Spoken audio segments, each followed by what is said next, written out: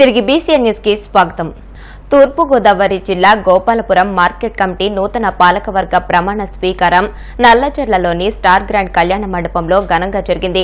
Gopalapuram MLA Maddipati Venkataraju అధ్యక్షత వహించిన ఈ కార్యక్రమంలో రాజమండ్రి ఎంపీ దగ్గుబాటి పురంధరేశ్వరి, ఏలూరు ఆప్కాబ్ చైర్మన్ గన్ని వీరాంజనేయులు, రాష్ట్ర భవన నిర్మాణ కార్మిక సంక్షేమ board chairman Valavala Babji, Anaparthi MP Kalisetti Appalanaidu, Gopalapuram నియోజకవర్గ టీడీపీ సీనియర్ నాయకులు వల్లూరి సత్యనారాయణ, గోపాలపురం నియోజకవర్గ ఇన్ఛార్జ్ సువర్ణరాజు, కూటమి నాయకులు, కార్యకర్తలు పెద్ద సంఖ్యలో పాల్గొన్నారు. ఈ సందర్భంగా గోపాలపురం మార్కెట్ కమిటీ చైర్మన్ గా యద్దనపూడి బ్రహ్మరాజు ప్రమాణ స్వీకారం చేశారు. అనంతరం బ్రహ్మరాజు ఎమ్మెల్యే వెంకటరాజులను గోపాలపురం నియోజకవర్గ టీడీపీ సీనియర్ నాయకులు వల్లూరి సత్యనారాయణ గజమాలతో సత్కరించారు.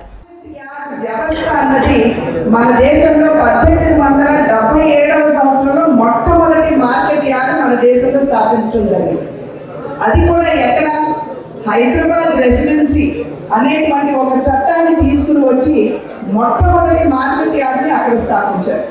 అయితే దీని వెనుక ఉన్నటువంటి సందర్భం మార్కెట్ యార్డ్ని ఎందుకు స్థాపించారు అనేటువంటి విషయానికి వస్తే, రైతు పండించుకున్నటువంటి పంటకి మంచి ధర వారికి అనుకూలంగా వారికి అందివ్వాలని, అది మాత్రమే కాకుండా వారికి మార్కెటింగ్ తో వారిని అనుసంధించాలని చెప్పి ఈ యొక్క కార్యక్రమాన్ని అప్పట్లో ఆంగ్లేయులు ప్రారంభించడం జరిగింది.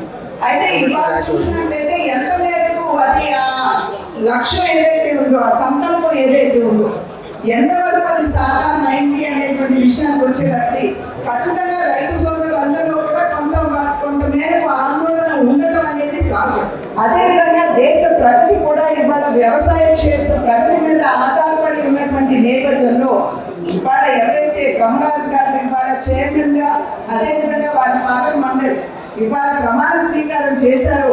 గోపాలపురం మార్కెట్ యార్డ్లో కూడా రైతుల్ని రక్షించుకుంటూ కాపాడుకుంటూ వారి ఉత్పత్తులకి కావాల్సినటువంటి మంచి రేట్ ఏదైతే రావాల్సి ఉంటుందో మధ్యవర్తుల్ని ఒక పక్కన పెడుతూ వారికి ఖచ్చితంగా ఆ విధంగా నిస్వార్థ సేవ చేస్తారు అని చెప్పి గట్టిగా నేను విశ్వసిస్తున్నటువంటి విషయం.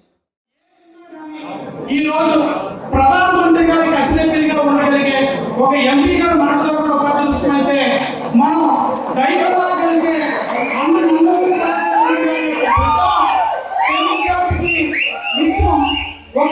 ఆరాధన దైవంగా ఉంచే మహానుడి యొక్క బిడ్డగా, మన తెలుగు వారి యొక్క ఆడపడుచుగా, మరి ముఖ్యంగా నాకు బాగా ఆనందం ఏంటంటే, ఎప్పుడైనా ఒక ఎమ్మెల్యేగా నా పరిధిదాటు ఉన్నప్పుడు నాకు ఎప్పుడో ధైర్యం ఏంటంటే, అమ్మ ఉన్నారు, ఖచ్చితంగా అమ్మ దగ్గరికి వెళ్తే ఎంత పెద్ద పనైనా ఉంటుందని ఒక అన్ని విధాలా ముందుకు తీసుకెళ్ళడానికి ఎమ్మెల్యే గారి సహకారంతో, అలాగే ఇక్కడ మార్కెట్ చైర్మన్ బంగారాజు గారు, మన ఎమ్మెల్యే గారు మిత్రులు అవడం ఈ రైతులకు కూడా అది ఉపయోగపడుతుంది. ఖచ్చితంగా అందరూ కలిసి మన నాయకులందరూ కూడా ఈ మార్కెట్ యార్డ్ని ముందుకు తీసుకెళ్దాం. రైతుల ప్రయోజనాన్ని ముందుగా అందరూ కూడా ఈ గ్రామ రోడ్ల విషయంలో, పొలాల రోడ్ల విషయంలోనే ఇప్పుడు మనం చార్జ్ తీసుకున్నప్పటి నుంచి కూడా అందరూ దాని మీదే ఎక్కువగా అడుగుతున్నారు. అలాగే పరిస్థితులు కూడా అలాగే ఉన్నాయి. ఖచ్చితంగా ఎమ్మెల్యే గారి సహకారంతో మన అందరం కలిసి రైతులకి ఖచ్చితంగా అది రాబోయే రోజుల్లో న్యాయం చేసే విధంగా ప్రయత్నం చేద్దామని తెలియజేస్తూ, చంద్రబాబు మోసపూరిత మేనిఫెస్టోను వైసీపీ నాయకులు, కార్యకర్తలు ప్రజలకు గుర్తు చేస్తూనే వైసీపీ బలోపేతమే లక్ష్యంగా పనిచేయాలని మాజీ డిప్యూటీ సీఎం అంజద్ బాషా, వైసీపీ జిల్లా అధ్యక్షులు రవీంద్రనాథ్ రెడ్డిలు పేర్కొన్నారు. కడప నగరం రవీంద్రనగర్లోని యూఎస్ మహల్ ఫంక్షన్ హాల్లో రవీంద్రనాథ్ రెడ్డి అధ్యక్షతన పార్టీ కడప నియోజకవర్గ స్థాయి సమావేశాన్ని నిర్వహించారు. ఈ సందర్భంగా వారు మాట్లాడుతూ, చంద్రబాబు మోసపూరిత వాగ్దానాల కారణంగా ఏ కుటుంబానికి ఎంత నష్టం జరిగింది, ఎంత మేరకు మోసపోయారనే విషయాలు ప్రజలు తెలుసుకోవాలన్నారు. గ్లోబల్ సిద్ధాంతాన్ని రాజకీయాల్లో ఉపయోగించుకునే ఏకైక వ్యక్తి చంద్రబాబు అని ధ్వజమెత్తారు.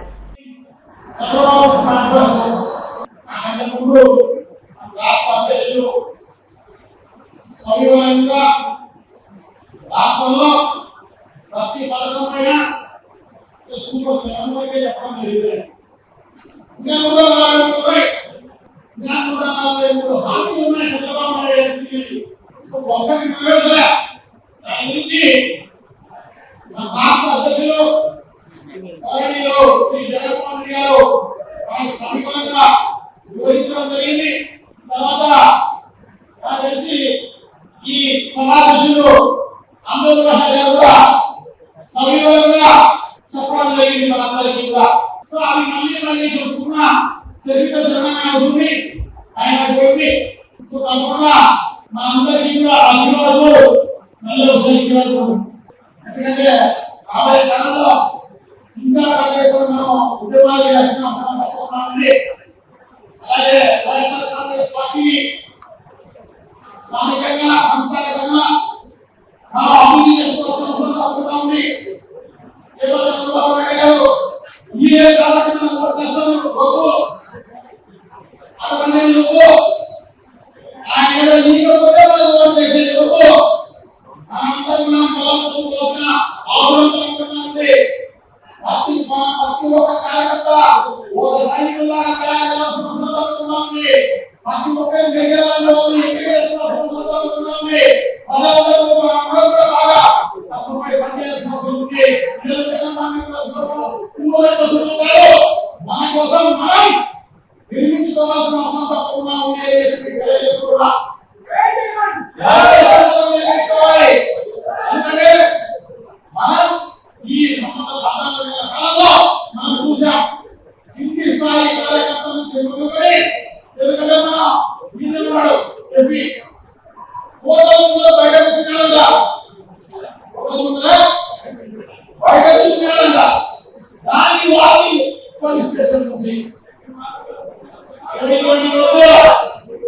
ఇటువంటి భయాలతో భయపడవద్దు. మనం కూడా సొంతంగా మనం పార్టీ బలంగా ఉన్నదనుకోండి, మన పార్టీ అధికారంలో ఉన్నదనుకోండి, ఇటువంటి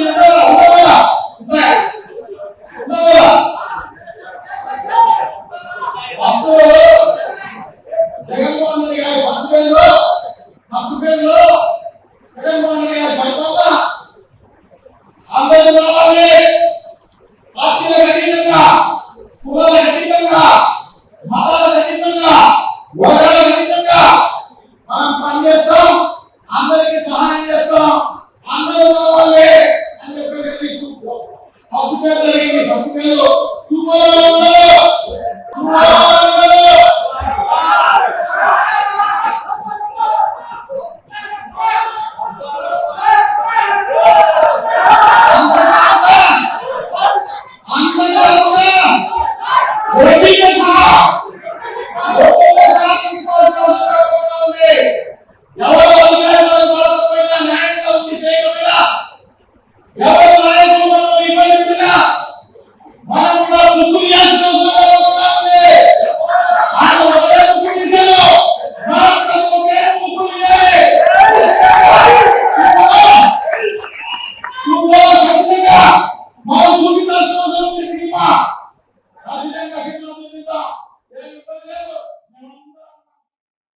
తాడేపల్లిగూడెం ఎమ్మెల్యే బొలిశెట్టి శ్రీనివాస్ తనయుడు జనసేన పార్టీ యువ నాయకుడు బొలిశెట్టి రాజేష్ తొలి ఏకాదశి సందర్భంగా ఆదివారం శాకంబరి అలంకారంలో ఉన్న ముత్యాలమ్మ అమ్మవారిని దర్శించుకుని ప్రత్యేక పూజలు నిర్వహించారు.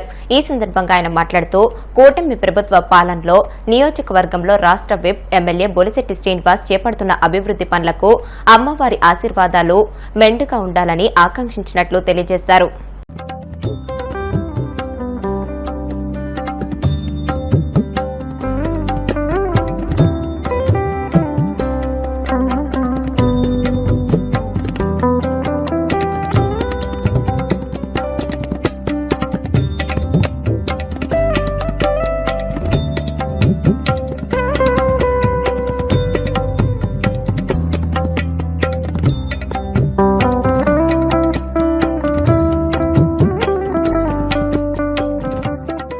తొలి ఏకాదశి అలాగే ఇవాళ అమ్మవారిని శాకాంబరి అమ్మవారి అలంకారంతో ఇవాళ అలంకరించి అమ్మవారికి శారీని ఇవ్వడం కూడా జరిగింది. ముత్యాలంబపురం గ్రామ ప్రజలందరూ కూడా ఇక్కడ అమ్మవారిని అలంకరించి అంత మంచి కార్యక్రమం చేస్తున్నందుకు ఆ అమ్మవారి ఆశీస్సులు వారి మీద అలాగే మన తాడేపల్లిగూడెం పట్టణ ప్రజల మీద ఉండాలని చెప్పి కోరుకుంటూ, అలాగే ఈ కార్యక్రమం జరగడానికి సహకరించిన ఎవరైతే దాతలు ఉన్నారో అలాగే పెద్దలు ఎవరైతే ఉన్నారో వారందరికీ కూడా అమ్మవారి కృపా కటాక్షాలు ఉండాలని చెప్పేసి మనస్ఫూర్తిగా కోరుకుంటూ, ఏదైతే ఇవాళ ఇక్కడికి వచ్చి చూడగానే అమ్మవారిని ఎంతసేపైనా చూసే విధంగా ఇక్కడ అలంకరించిన లోపల మన గురువుగారు పంతులు గారు కానీ అట్లాగే ఇక్కడున్న మన దేవాదాయ శాఖ ఈఓ గారు కానీ అట్లాగే ఇక్కడున్న ఇతర స్టాఫ్ కానీ అందరూ కూడా మంచి కార్యక్రమాన్ని ఏర్పాటు చేయడం జరిగింది. అలాగే అమ్మవారి దర్శనం అనంతరం మాకు ప్రసాదాన్ని కూడా మాకు ఇవ్వడం జరిగింది. ఖచ్చితంగా ఇలాంటి రోజుని మనం చాలా ఘనంగా చేసుకోవాల్సిన అవసరం ఉంది.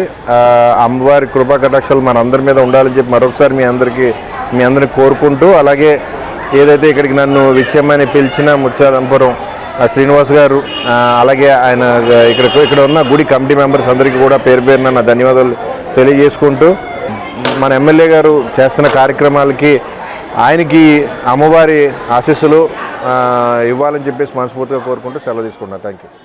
దేశవ్యాప్తంగా జూలై 9న కేంద్ర కార్మిక సంఘాలు సార్వత్రిక సమ్మె తలపెట్టనున్నట్లు హమాలీ వర్కర్స్ యూనియన్ నేతలు పేర్కొన్నారు. కడప నగరంలో వారు మీడియాతో మాట్లాడుతూ దేశ ప్రధాని మోదీ 3 సార్లు అధికారంలోకి వచ్చినా ఇటు ప్రజలకు గాని అటు కార్మికులకు గాని చేసింది ఏమీ లేదన్నారు. సంవత్సరాల తరబడి హమాలీ రంగంలో పనిచేస్తున్న కార్మికులకు సంక్షేమ బోర్డు ఏర్పాటు చేయాలని డిమాండ్ చేశారు. అసంఘటిత కార్మికులకు కూడా సమగ్రమైన సంక్షేమ బోర్డు ఏర్పాటు చేయాలని ఈ సందర్భంగా వారు పేర్కొన్నారు. ప్రధానంగా ఈరోజు కేంద్రంలో 3వసారి అధికారంలోకి వచ్చిన మోడీ ప్రభుత్వం యొక్క కార్మికులకు అలాగే సామాన్య ప్రజలకు ఏమి చేయకుండా కాలయాపన చేసేందుకు, మళ్ళీ ఈరోజు దేశంలో మతచిచ్చు పెట్టేందుకు, కాలయాపన చేసేందుకు ముందుకు వస్తుంది. ఈరోజు కార్మిక వర్గం లేదా కార్మికులు ఎదుర్కొనే సమస్యలు పరిష్కరించకపోగా సంవత్సరాల తరబడి ఈ యొక్క హమాలీ రంగంలో పనిచేసే కార్మికులకు కానీ, రవాణా రంగంలో పనిచేసే కార్మికులకు కానీ సంక్షేమ బోర్డు ఏర్పాటు చేయాలని చెప్పి, అసంఘటిత రంగంలో పనిచేసే కార్మికులకు కూడా సమగ్రమైనటువంటి సంక్షేమ చట్టం అనేటువంటి లేక వాళ్ళు ఈరోజు కార్మికులు వాళ్ళ శ్రమను నమ్ముకొని వాళ్ళ బతుకులు వాళ్ళ కుటుంబాలను పోషించుకునే పరిస్థితి నెలకొంది. ఈరోజు కరోనా సమయంలో దేశవ్యాప్తంగా 45 కోట్ల మంది అసంఘటిత రంగంలో కార్మికులు ఉన్నారు. వీరికి సమగ్రమైనటువంటి సంక్షేమ చట్టం తీసుకొస్తామని చెప్పి మోడీ ప్రగల్భాలు పలికి ఈరోజు 3వసారి అధికారంలోకి వచ్చిన తర్వాత కార్మికులకు మొడి చేయి చూపించే పరిస్థితి ఉంది. అలాగే ఈరోజు ఒక్క ప్రభుత్వ రంగ సంస్థను కూడా ఆ రోజు సంవత్సరానికి 1 కోటి ఉద్యోగాలు ఇస్తామని చెప్పి అధికారంలోకి వచ్చినాడు. ఈరోజు సంవత్సరాల తరబడి 1 కోటి ఉద్యోగాలు కదా, 1,00,000 ఉద్యోగాలు కూడా ఈరోజు ప్రభుత్వ రంగంలో ఈ యొక్క పరిశ్రమలు నెలకొల్పకుండా ఉన్న ఉద్యోగాలు, ఎందుకంటే ఈరోజు విశాఖపట్నంలో నుండి విశాఖ ఉక్కు కర్మాగారాన్ని కూడా ఈరోజు ఆదాని అంబానీ ప్రైవేటు పెట్టుబడిదారులకు అమ్మజెప్పేందుకు లేదా వారికి అమ్మేందుకు ఈ యొక్క మోడీ ప్రభుత్వం ముందుకు వస్తుంది. ఇలాంటి పరిస్థితుల్లో ప్రభుత్వ రంగ సంస్థలను కాపాడుకోవాలని చెప్పి, అలాగే కార్మికులు పోరాడి సాధించినటువంటి చట్టాలు సైతం వాళ్లకు సంక్షేమానికి పాటుపడాలని చెప్పి జూలై 9న దేశవ్యాప్తంగా ఈ యొక్క సార్వత్రిక సమ్మెలో పాల్గొనాలని చెప్పి కార్మిక వర్గానికి ఏఐటీసీ విజ్ఞప్తి చేస్తుంది. ఆ రోజు కూడా కార్మికులందరూ బయటకు వచ్చి నిరసన తెలియజేసి మోడీకి వ్యతిరేకంగా నిలబడాలని చెప్పి ఏఐటీసీగా విజ్ఞప్తి చేస్తుంది. వార్తలు ముగించే ముందు ముఖ్యాంశాలు మరొకసారి. తాడేపల్లిగూడెంలో సుపరిపాలనలో తొలి అడుగు కార్యక్రమంలో పాల్గొన్న ఏపీఐఏసీ చైర్మన్ మర్దెన రామరాజు. కూటమి ప్రభుత్వ ఏడాది పాలనపై ప్రజలకు వివరణ.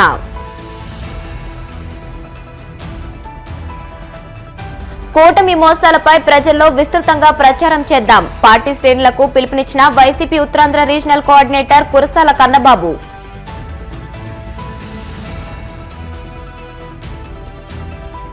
తాడేపల్లి వైసీపీ కేంద్ర కార్యాలయంలో మాజీ ఉప ప్రధాని డాక్టర్ బాబు జగజీవన్ రామ్ వర్ధంతి కార్యక్రమం. నివాళులర్పించిన పలువురు నాయకులు. వాడపల్లి వెంకన్న ఆలయంలో ప్రత్యేక పూజలు. మంగళ వాయిద్యాల నడుమ శ్రీ స్వామి అమ్మవార్లకు మేల్కొల్పు సేవ, ఐశ్వర్యలక్ష్మి హోమం. ఈ వార్తలింతటితో సమాప్తం. మరిన్ని వార్తల కోసం BCN digital YouTube channel, Facebook page ని ఫాలో అవ్వండి. అప్డేటెడ్ వార్తల కోసం ప్లీజ్ సబ్స్క్రైబ్.